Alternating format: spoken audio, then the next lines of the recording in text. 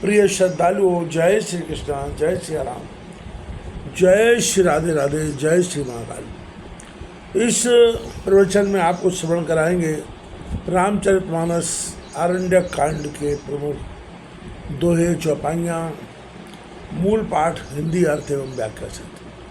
प्रथम सुखद विश्राम में शक्र पुत्र शिखदीन, अत्रि अरु सर्वघ्न से मिल विराग वर की। उमा राम गुण गूढ़ पंडित मुनि पावै विरत, पावै मोह विमूढ़ जे हरि विमुख न धर रति। शिव जी कहते हैं, पार्वती रामचंद्र जी के गुण बड़े गंभीर हैं, जिनके ध्यान से पंडित मुनि तो वैराग्य पाते हैं और मूर्ख मोह को प्राप्त होते हैं।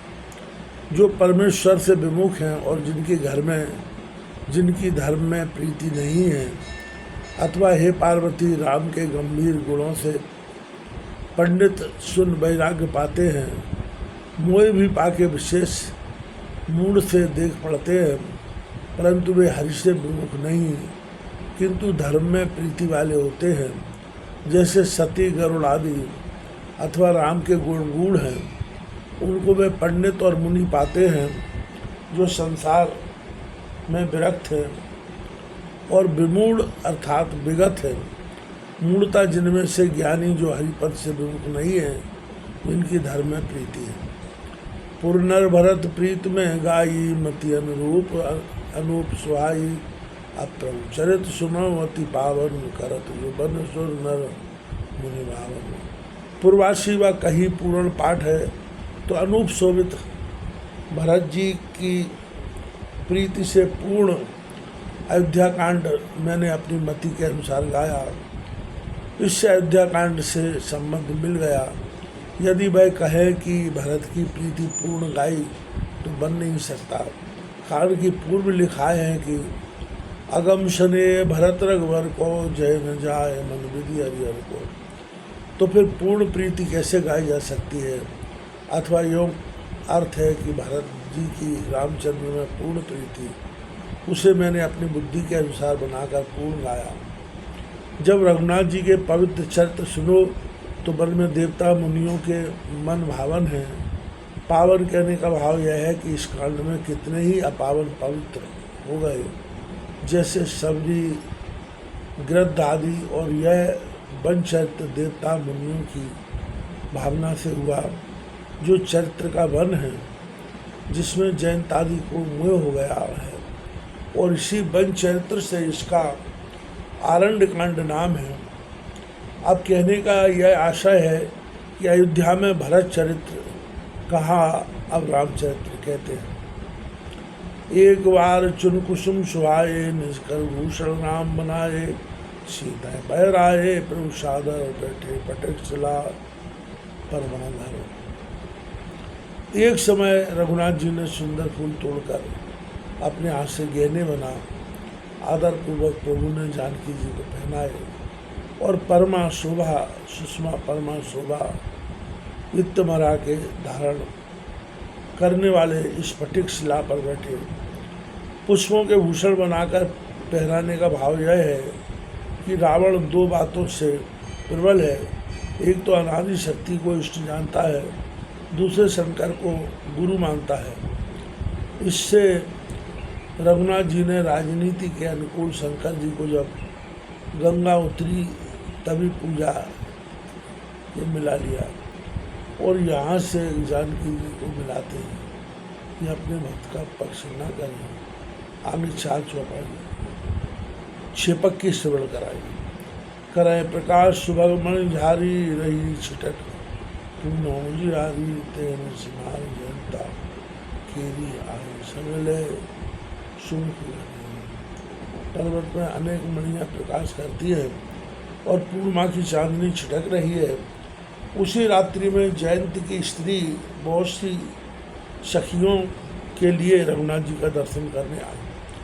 रघुपति रूप बिलोक जुड़ानी, स्तुत कीन मनोहर वाणी, मन भावत बर मांग सदाई सो सुध कतौ जयंत पाई।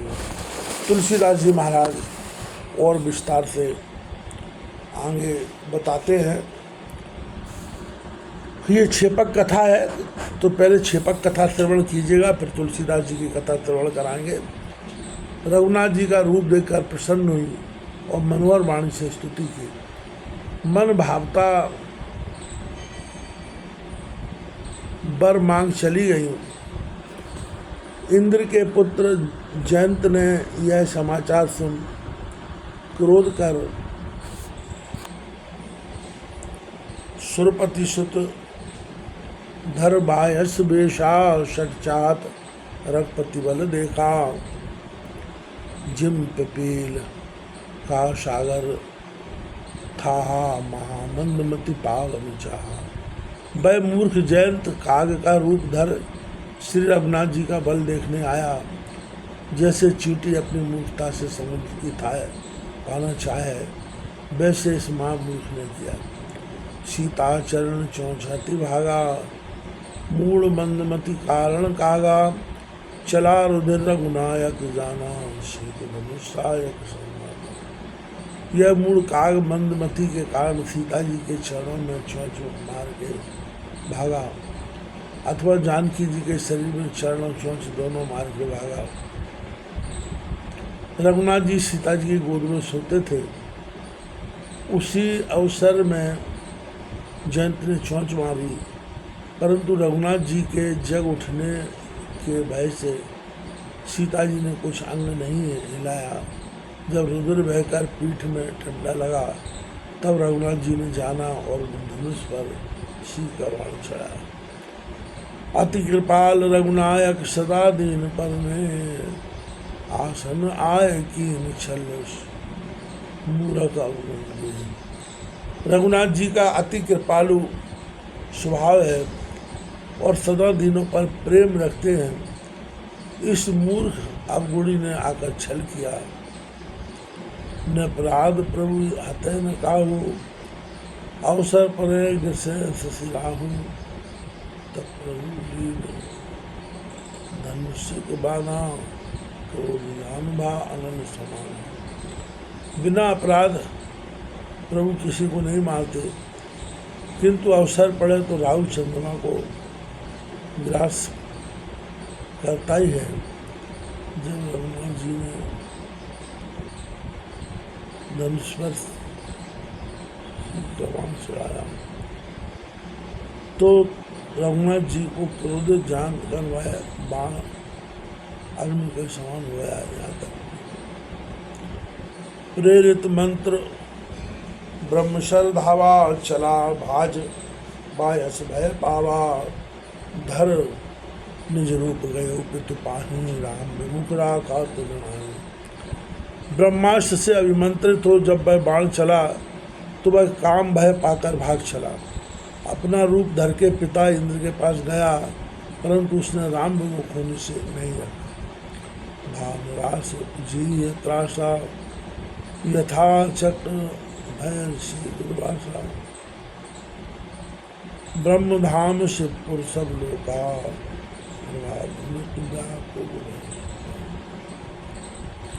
जब पिता ने नहीं रखा तो निराश हो गया, मन में डर गया। जैसे चक्र के सामने, जैसे चक्र के नीचे दुर्वासा ऋषि भागते फिरते थे।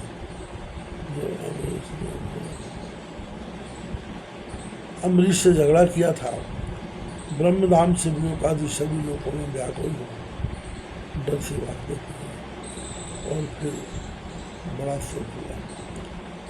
काहू बैठन कहा न होई, राख को सके राम कर द्रोही। मात्र मृत्यु पितु समन समाना,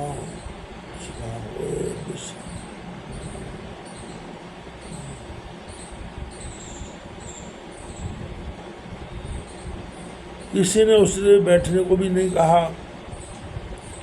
रघुनाथ जी के द्रोही को कौन रख सकता है। हे हरियाण गरुड़ जी सुनो, माता मृत्यु पिता यम अमृत के समान हो जाता है।